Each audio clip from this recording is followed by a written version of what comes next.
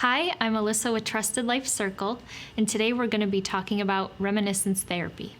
Reminiscence therapy can look like photos, music, environmental triggers, storytelling.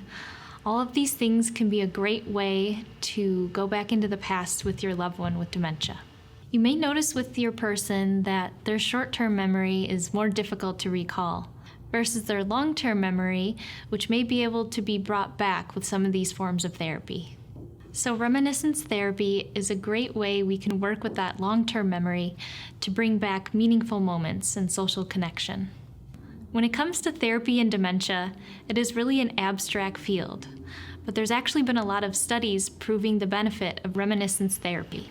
The National Institute for Dementia Education did a study with 37 people with dementia or memory impairment. They were ages 67 to 92 and had all different types of careers during their life. This study included photos, and they tried to see what they could recall. When shown personal photos, they were happier, they smiled more, they were able to recall stories that were more vivid and organic. And also, at the end of this study, when their families were told about all these things they recalled, they were surprised that so many of these stories that they thought were hidden were now brought to the surface.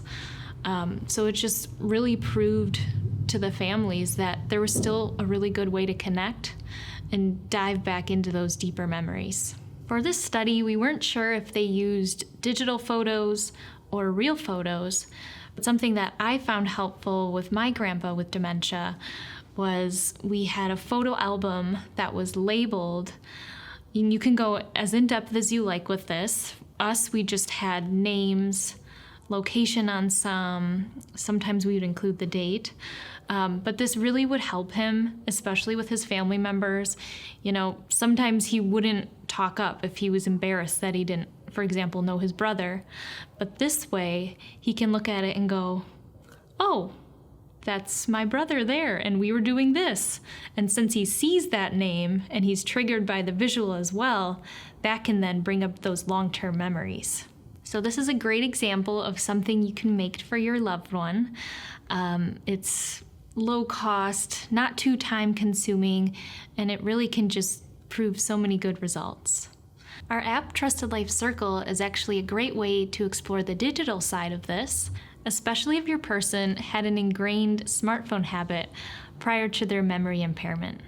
Another great form of reminiscence therapy is music. Music holds such an emotional and deep connection for all types of people. For people with dementia, it really can tap into those long-term memories where they could hear a certain song and be instantly taken back to a place or event. With my grandpa, I remember that whenever he was in a good mood, he would either hum or whistle the tune Billy Boy. So it was a kind of a key thing. Once we heard it, we knew he was doing good. And also during moments of frustration, maybe he was just sitting there looking around, not really sure if he was in the right place. If we would start to hum it or sing it, he would join in, and then you would see this physical change even sometimes where he would smile and just be distracted from the frustration that is in the current moment.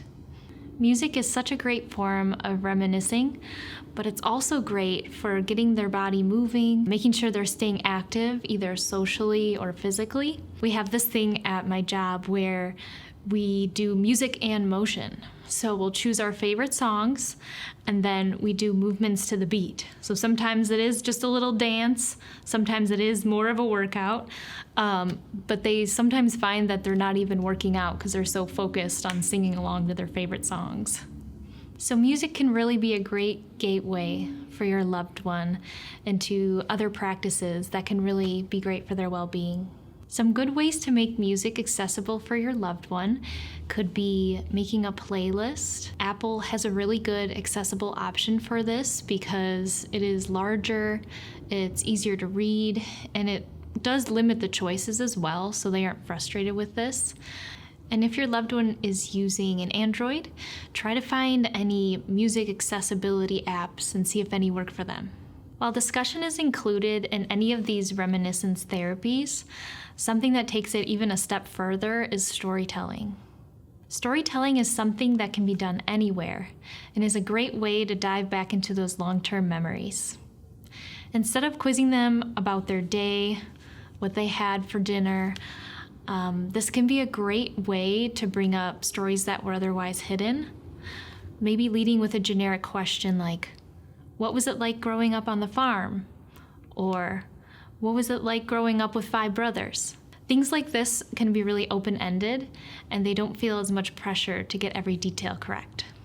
There are other great resources such as tabletop games or books, which is a great thing for a loved one, especially if they're starting to lose their memory, because it gives you great prompts that you can open up the storytelling and memories that they might have otherwise forgotten. This is a great way to connect with your loved one, but also if you're a caregiver that doesn't know the person as well, it can really help you understand them better. Environment is another great way to play with reminiscence therapy. This can include going to places they went to a lot as a child, maybe a school. This can include a restaurant, somewhere they met with a family member. An environment can be a really good visual way that they can reflect back. A great example of this was done by popular actor Chris Hemsworth. After he found out his dad was diagnosed with early stage Alzheimer's, they created a special called A Road Trip to Remember. This was a special where he took his dad all through Australia to places from their past. He was trying to re-jog that long-term memory, and this is a great example of reminiscence therapy. So those are 4 really great forms of reminiscence therapy. We talked about photo recall, listening to music, storytelling, revisiting environments. So the goal with reminiscence therapy is really connection.